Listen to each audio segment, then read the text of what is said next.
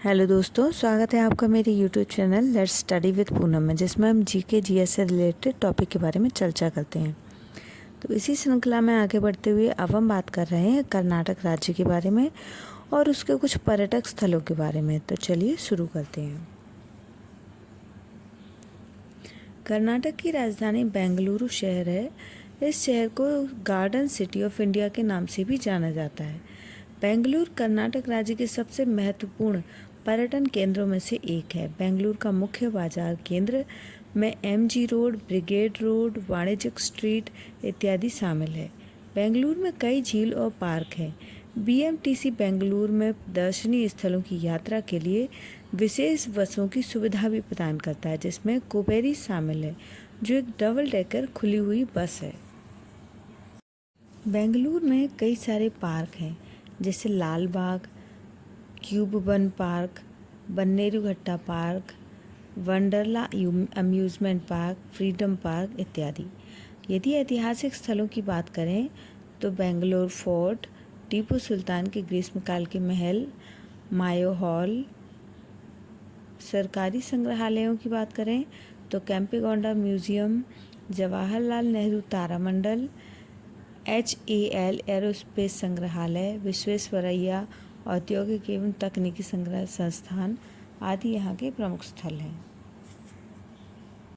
मनोरंजन पार्क की बात करें तो लुम्बिनी गार्डन, अभिनव Film City, Crazy Waters, Snow City आदि प्रमुख स्थान हैं। पूजनीय स्थलों की बात करें तो इस्कॉन मंदिर, स्वामी रंगनाथम मंदिर, चोल मंदिर, नंदी मंदिर, सेंट बेसिलिका आदि प्रमुख मंदिर हैं।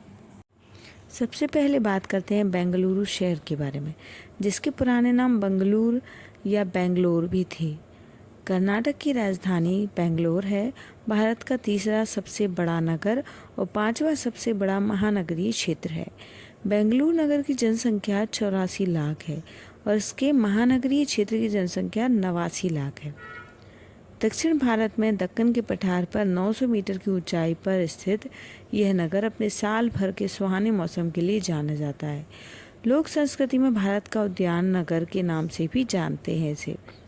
भारत के महानगरों में इसकी ऊंचाई सर्वाधिक है। पुराणों में इस शहर का नाम कल्याणपुरी या कल्याण नगर के नाम से भी जानते हैं।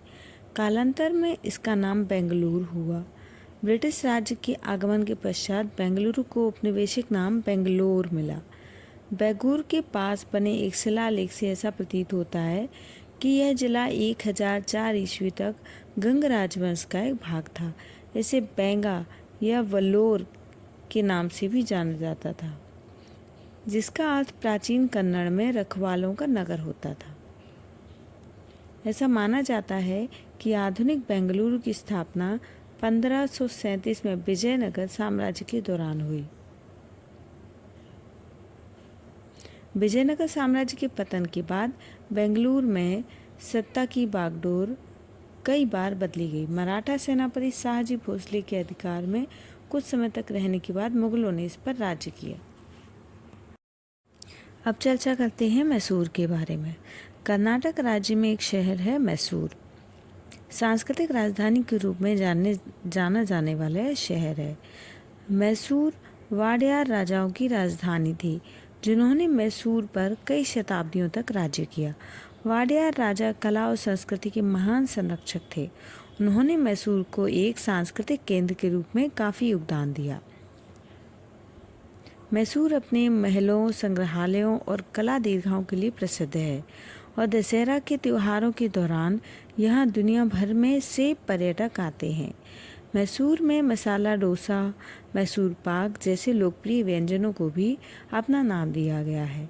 मैसूर एक लोकप्रिय रेशम साड़ी की उत्पत्ति स्थल भी है, जिसे मैसूर की रेशम साड़ी के नाम से जाना जाता है। यहाँ की चित्रकारी शैली मैसूर पेंटिंग के रूप में प्रसिद्ध है। दशहरा कर्नाटक राज्य का राज्य त्यौहार है। यह नवरात्रों यानी 9 रातों के बाद अंतिम दिन विजयादशमी के रूप में मनाया जाता है। दशहरा आमतौर पर सितंबर और अक्टूबर महीने में मनाया जाता है। यह पौराणिक कथा के अनुसार विजयादशमी बुराई पर अच्छाई की जीत के बारे में बताती है। दशहरा उत्सव सबसे पहले 1610 में वाडियार राजा द्वारा शुरू किया गया था। मैसूर के वाडियार राजा ने मैसूर में बहुत सारे महलों का निर्माण कराया, जिसके चलते इस शहर को महलों का शहर के नाम से भी जाना जाता है। इस शहर का मुख्य महल है अम्बाविलास पैलेस। इसे मैसूर महल के नाम से भी जाना जाता है। इसको 1912 में निर्मित कराया गया था। जगनमोहन महल या जगनमोहन पैलेस का निर्माण 1861 में कृष्णराज वाडियार तृतीय द्वारा हिंदू शैली में बनाया गया था। इसे शाही परिवार के लिए एक वैकल्पिक महल के रूप में प्रयोग किया जाता रहा है। जयलक्ष्मी विलास मैंसन यह एक ऐसा महल है जिसे 1905 में चमार राज वाडियार द्वारा अपनी सबसे बड़ी बेटी जयलक्ष्मी देवी के लिए बनाया गया था। इस हवेली को बनाने में 7 लाख रुपए की लागत आई थी। इस हवेली का अधिग्रहण मैसूर विश्वविद्यालय द्वारा अपने स्नातकोत्तर परिसर के लिए किया गया है। अब बात करेंगे मदिकेरी के बारे में। मदिकेरी कर्नाटक का कोडगु जिले का मुख्यालय और मधुकेरी तालुक में स्थित एक हिल स्टेशन है, जिसका मूल नाम मद्दुराजानकेरी है, जिसका अर्थ है मद्दू राजा का शहर। इसे दुनिया का 8वां जैव विविधता के सबसे गर्म स्थानों में माना जाता है। यूनेस्को द्वारा विश्व धरोहर स्थलों में शामिल है। मधुकेरी को मुद्दू राजा केरी के नाम से भी जाना जाता है, जिन्होंने 1633 से 1687 तक कोडागु पर शासन किया। 1837 में ब्रिटिश राज के दौरान इसे मरकरा कहा जाता था। बाद में मैसूर सरकार ने इसका नाम बदलकर मदिकेरी कर दिया। मदिकेरी का इतिहास कोडगु के इतिहास से जुड़ा हुआ है। 2वीं से 6वीं शताब्दी ईस्वी तक कोडगु के उत्तरी भाग पर कदम्बों का शासन था। कोडगु के दक्षिणी भाग पर 4वीं से 11वीं शताब्दी तक गंगों का शासन रहा। 11वीं शताब्दी से गंगों को हराने के बाद चोल कोडगु के शासक बन गए थे। अब हम्पी के बारे में जानने का प्रयास करते हैं। हम्पी या विजयनगर मध्यकालीन हिंदू राज्य विजयनगर साम्राज्य की राजधानी थी। तुंगभद्रा नदी के तट पर स्थित यह नगर अब हम्पी के नाम से जाना जाता है। अब केवल खंडहरों के रूप में इसके अवशेष मिलते हैं। इन्हें देखने से प्रतीत होता है किसी समय यहाँ पर समृद्धशाली सभ्यता निवास करती थी। भारत के कर्नाटक राज्य में स्थित यह शहर यूनेस्को की विश्व विरासत स्थलों में शामिल है। हर साल यहाँ हजारों की संख्या में पर्यटक और तीर्थयात्री आते हैं।